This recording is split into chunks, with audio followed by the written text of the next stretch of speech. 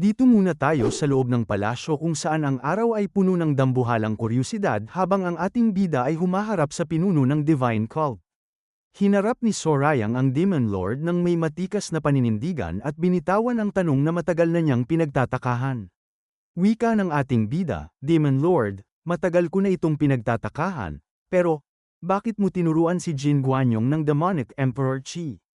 Natahimik ang Demon Lord ng sandali, tila binabalikan ang mga alaala ng nakaraan bago sumagot. Napakalupit na revelasyon ng binitawan niya. Wika ng Demon Lord, sigurado akong narinig mo na kay Gogo na siya ang unang disipulo. Isa siyang espiya na ipinadala ng Righteous Heavenly Alliance. Napakatalino niya, bagaman hindi kasing husay mo o ng panglima. Inisip ko na maaari niyang maabot ang Heavenly Demon Realm kahit hindi siya kasing lakas ko. Yanig ang buong lugar sa tindi ng pag-amin ng leader. Dagdag pa ng Demon Lord, hindi ako nagpapahalaga sa aking mga disipulo, pero iba siya. Sa unang pagkakataon, nayanig ang aking puso. Nagustuhan ko siya, nagustuhan ko ang tingin sa kanyang mga mata at kung gaano siya katalino kaysa sa kanyang mga talento. Hindi mahalaga sa akin kung saan siya nanggaling. Iyan ang dahilan kung bakit hindi ko siya pinatay. Binalot ng dambuhalang misteryo ang paligid ng isalaysay ng Demon Lord ang kanyang ginawa. Wika niya, gumamit ako ng ilusyon ng Demonic Judgment Pavilion dito para gumawa ng bangkay niya at ipinakita ito sa ilang matataas na opisyal. Napatigil ang ating bida at nagtanong ng may matalas na obserbasyon. Wika ni Sorayang, kung ganoon, ipinadala mo siya sa Penal Law Hall. Napaka-solid na kumpirmasyon. Sagot ng Demon Lord, oo. Marami siyang talento bilang isang martial artist, pero ang kanyang talento pagdating sa mga array at machinery ay marahil ang pinakamagaling sa mundo. Siya ang nakaisip ng maze sa mga underground prison at nag-improve ng mga array ng Demonic Judgment Pavilion. Napakagaling, tanging naisambit ni Sorayang sa tindi ng pagkamangha sa narinig. Bilang huling banat, binitawan ng Demon Lord ang mapait na katotohanan tungkol sa kanyang dating disipulo. Wika niya, pero hindi niya alam kung gaano siya katalino sa aspetong yun. Iyan ang dahilan kung bakit naging obsessed siya sa martial arts. Napakabangis. Mukhang ang bawat sulok ng Divine Cult ay may nakatagong kwento ng pagtataksil at hindi inaasahang malasakit na ngayon lang nabubunyag sa ating bida. Matapos marinig ang kwento tungkol kay Gogo, tumango ang ating bida na si Sorayang. Wika ng ating bida sa kanyang isip, naiintindihan ko. Biglang pumasok sa isip ni Sorayang ang isang alaala ng kanyang pag-uusap kay Gogo. Wika ni Gogo, may hiling din ako. Sa loob ng isang taon, makipag-duel ka sa akin kailan ko man gusto. Hinarap muli ng Demon Lord ang ating bida nang may napakakalmadong tono habang binalot sila ng dambuhalang katahimikan.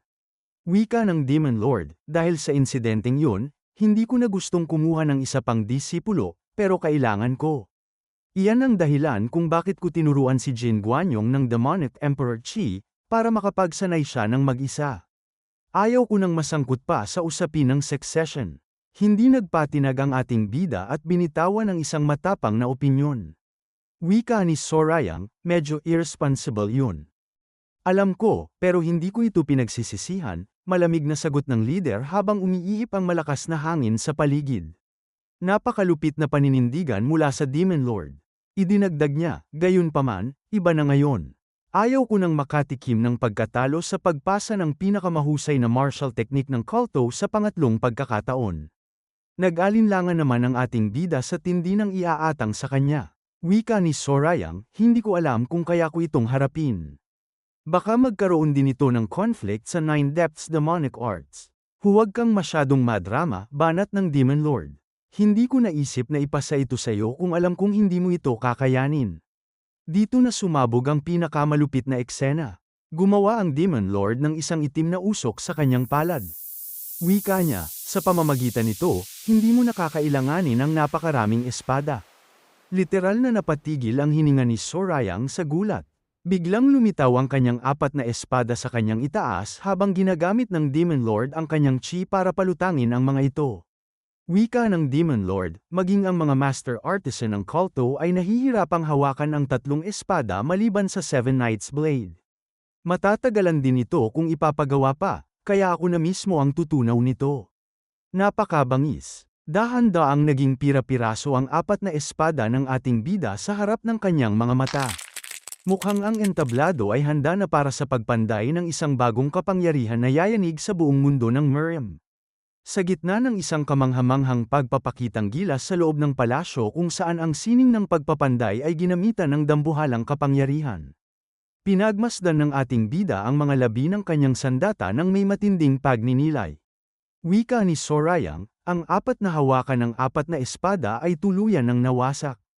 Hinarap siya ng Demon Lord ng may napakakalmadong tono habang inilalabas ang kanyang itim na chi.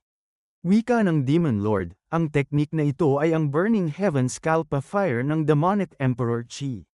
Literal na yanig ang atmosfera nang magpadala ang Demon Lord ng dambuhalang Black Chi patungo sa apat na espada, dahilan upang uminit ng husto ang mga dulo nito.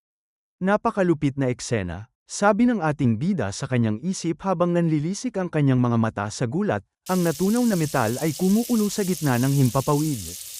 Paano? Dahan-daang natunaw ang apat na espada simula sa dulo nito. Bumanat muli ang ating bida nang may matinding pagkamangha sa kanyang isipan, Burning Heaven Scalpa Fire. Mukhang nakabase ito sa Demonic True Flames, pero ang lakas at temperatura nito ay hindi mapapantayan.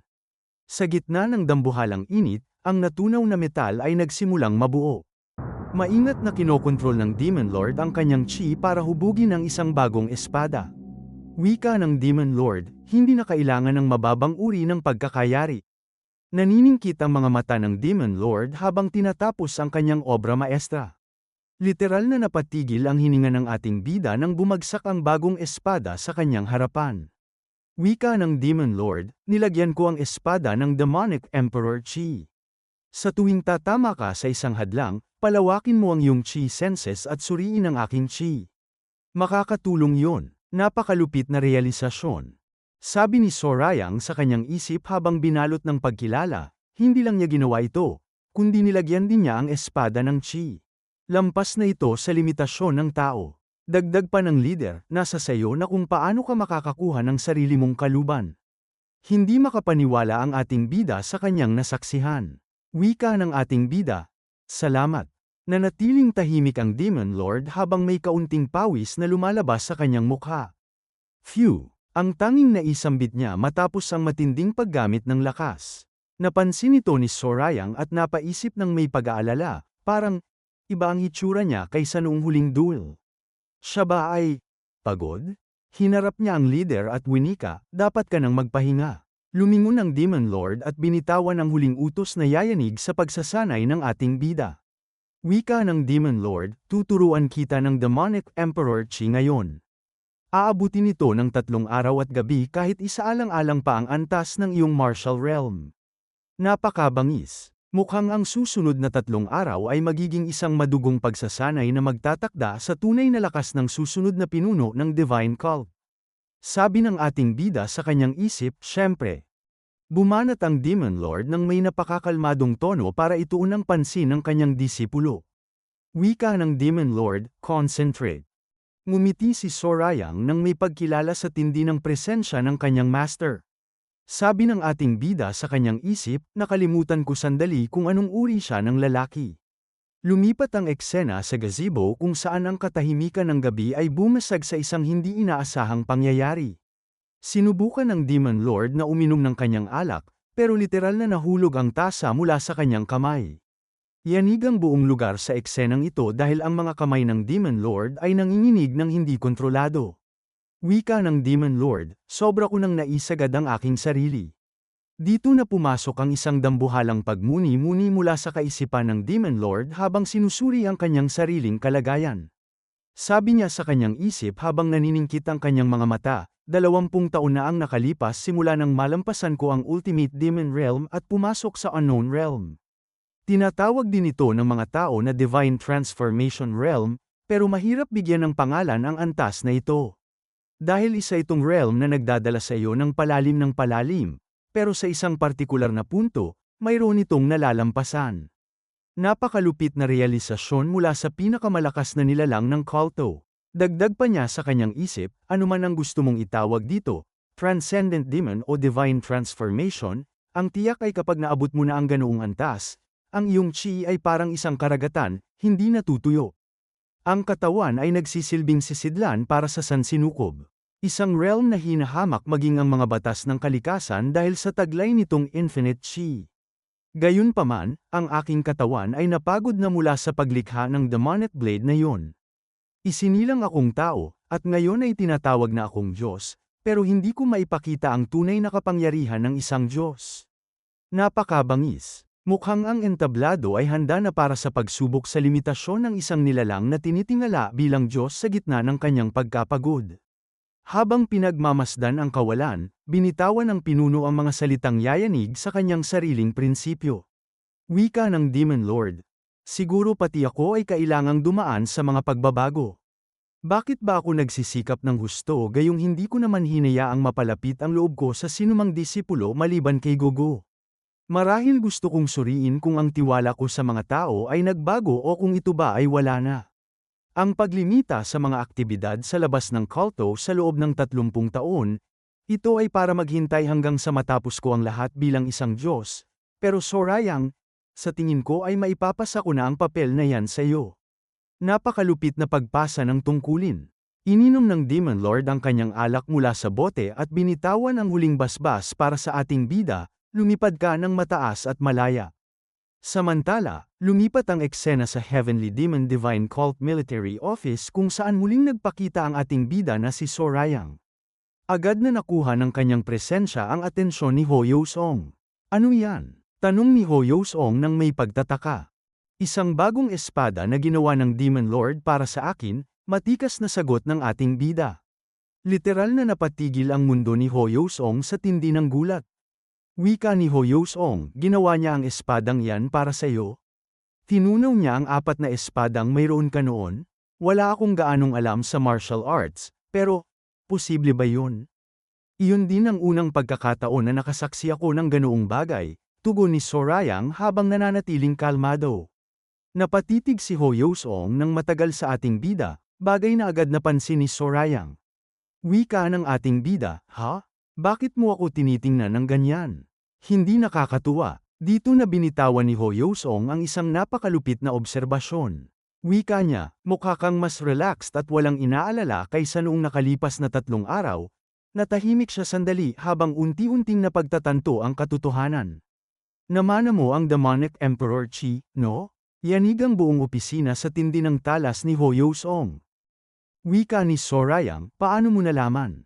Masyado kang matalas. Kahit na wala kang alam sa martial arts. Bilang huling hirit, humarap si Hoyo Song nang may dambuhalang pagkamangha. Wika niya, mas nagulat ako. Naintindihan mo ang lahat ng yun sa loob lang ng 3 araw. Napakabangis. Mukhang ang bilis ng pag-unlad ng ating bida ay sapat na para yanigan maging ang pinakamatatalas na isipan sa loob ng military office. Hinarap ni Sorayang ang opisyal ng may napakakalmadong tono matapos ang kanyang 3 araw na pagsasanay. Wika ng ating bida, well, hindi naman talaga. Natutunan ko lang ang mga prinsipyo kung paano ito gumagana at isinaulo ang iba pa. Akala ko magkakakramp na ang utak ko sa lahat ng bagong impormasyon. Literal na nanlaki ang mga mata ni Hoyo Song sa tindi ng gulat. Sabi ni Hoyo Song sa kanyang isip habang sinusuri ang dambuhalang kakayahan ng ating bida, nakakagulat. Karamihan sa mga tao ay nahihirapang ma-master kahit isa lang sa 10 great demonic arts. Ang Demonic Emperor Chi ang pinuno ng lahat ng demonic arts. Ito ay kasaysayan mismo. Naintindihan niya kung paano ito gumagana sa loob lang ng 3 araw. Pumasok ang dalawa at dahan-daang uminom ng tsaa habang binalot sila ng katahimikan. Bumanat si Hoyo Song nang may seryosong mukha, hindi ko alam kung dapat ko itong sabihin, pero ang iyong martial arts ay napakahusay na nararamdaman ko na hindi ka nararapat para sa role ng cult leader. Sang-ayon ako, frustrated na nga ako agad, sagot ng ating bida nang may matikas na paninindigan. Dito na nagpakawala ng isang mungkahi si Hoyo Song para gamaan ang kanilang usapan. Wika niya, at maaari mo na akong tratuhin ng mas casual ngayon. Yeah. Mabilis na tugon ni Sorayang. Yanig ang buong silid ng literal na may buga ni Hoyo Song ang kanyang tsaa dahil sa bilis ng sagot ng ating bida. Wika ni Hoyo Song, handa ka na talaga para dyan. Bumanat muli si Sorayang nang may napakakalmadong tono, well, hindi ko naman talaga gustong gumamit ng formal na tono kapag kausap ka. Napaka-solid na eksena ng ilatag ni Hoyosong ang isang dambuhalang mapa sa mesa. Wika ni Hoyosong, tingnan mo. Ito ang mapa ng Shanxi. Kahit ang pinakamaliliit na ruta ay marka. Kakailanganin mo ito para sa iyong susunod na pag-alis. Natahimik ang ating bida ng sandali habang naniningkit ang kanyang mga mata sa tindi ng pag-iisip. Sabi ni Sorayang sa kanyang isip, mas kilala ko ang lugar na ito kaysa sa kahit sino, pero, salamat, maikling tugon ng ating bida. Ngunit binitawan ni Hoyosong ang isang huling saksak sa katahimikan na yayanig sa kanilang plano. Wika ni Hoyosong, gayunpaman, mayroong problema. Ano? Tanong ni Sorayang habang binalot sila ng tensyon.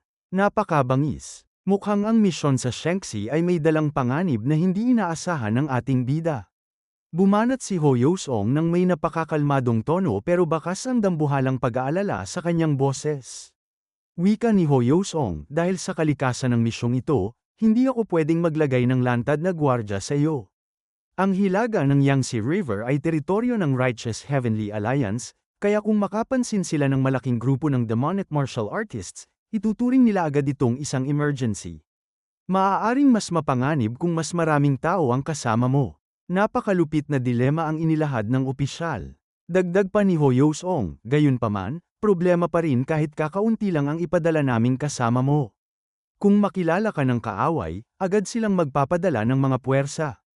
Hindi sila susubok na gumawa ng anuman ng padalos-dalos, pero hindi ka rin nila hahayaang magwala lang. Ano ang gagawin mo? Dahan-daang ibinaba ng ating bida ang kanyang baso sa mesa nang may matikas na paninindigan. Wika ng ating bida, well, hindi na kailangang mag-isip ng masyado. Sa madaling salita, hindi ba't ang mahalagang bagay ay ang makarating sa Shanxi ng ligtas? Nagtakang nagtanong si Hoyosong, oo? Mayroon ka bang ideya? Dito na sumabog ang isang tusong plano mula sa ating bida. Wika ni Sorayang, mayroong isang tao na nananatili kasama ko na teknikal na isang hostage pero tinatawag na bisita. Nagtaka si Hoyosong habang ang ating bida ay dahan-daang ngumiti ng may kumpiyansa. Sabi ni Sorayang habang naniningkit ang mga mata, wala siyang ginagawa nitong mga nakaraang araw, pero ito na ang pagkakataon ko para gamitin siya. Samantala, sa quarter ng ating bida, binalot ng isang malakas na bahing ang katahimikan. Si Yosan Green ay kasalukuyang mapapabahing na, achoo.